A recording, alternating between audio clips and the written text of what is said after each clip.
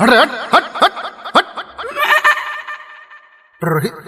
कचौरी गली सोन कैला राजा हट हट हट हट हट हट।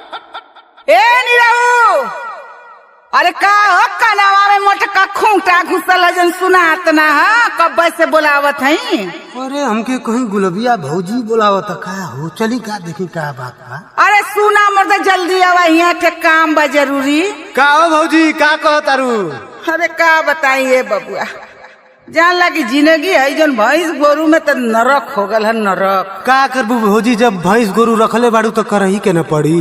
अरे का कहत है बचवा, कौनो फायदा ना हो, इतना महंगाई हो गल न कि गैया गोरू में कौनो फायदा ना हो, न रखब न पालब। सुनलन खाली जिंदगी नरक भैल बा। जितना हमन सेवा करत है मेवा से उतना दूर बाटी। अरे तो तू गलत जगह न सेवा करत तारू भौजाई। बात तो तू सही कहत हुआ बाबू, लेकिन बड़ा न दुख बा हमार बतिया तो सुना। अरे भौजी हमार देखत हूँ, हम तो अरे नियर पहले बहुत रोई, मगर देखा स्टाइलिए पूरा बदल गई बा। अरे का कही, हमार तो जिंदगी ने एकदम नाश भइल बा।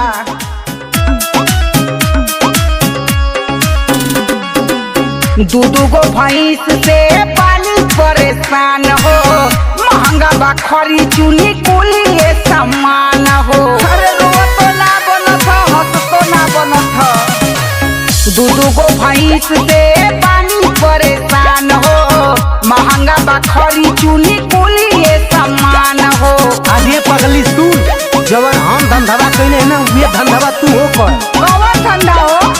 बेच के भैंस हो जियाला भौजी बकरी, बेच के भैंस हो जियाला भौजी बकरी। घास फूस खाई खाई खाली लकड़ी, घास फूस खाई खाई खाली लकड़ी, जियाला भौजी बकरी।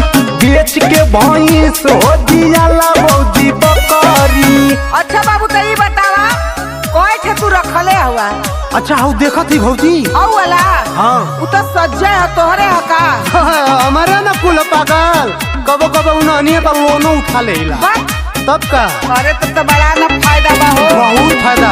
अब की सब भूसा रहे 500 मन हो, भैंस भी सूख गई करी का जतन हो। आंसू ना गिरा था, खून चुआ था खून।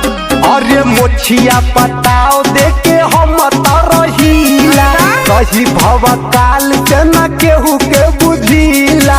जाना तो भौजी, ये समय इतना रुपया कमात है ना, ऊपर कोनो हद हिसाब ना। सही में पायल झुमका गढ़ाइल बुसी कड़ी, पायल झुमका गढ़ाइल बुसी कड़ी, जियाला भौजी बकरी। बेच के भैंस हो जियाला भौजी बकरी। अच्छा एक बात बतावा नहीं रहू। हाँ बोला भौजी। कि बकरिया बेचला खरीदला कि औरो कोनो फायदा है? अरे दादा रे, तो कभी मालूमे ना हो, इतना गच गच प्लेटलेट नीचे होता 2000 रुपया लीटर बिकाला बकरिया का दूध हवा। अरे तो खूब ना चानी काटत हुआ। अरे तब का? लेकिन एक बात कही ना नहीं रहू। हाँ भौजी। कि बड़ी एनहन में बुराई बा। कैसे भौजी बतावा तो? छेड़ बकरिया से बाकी घर महके, रखी हा सफाई बलम गईले हो कह के। हमार राजा तो बड़ा खुशियाल हो। राहुल रागी दीपक मड़ई छवाई के, बकरी के रखले बड़े वही में ले जाई के। तब तो एकदम सही उपाय बा हो, हम छवाई दे का पिछवाड़वा। एकदम जल्दी करा, देर मत करा भौजी।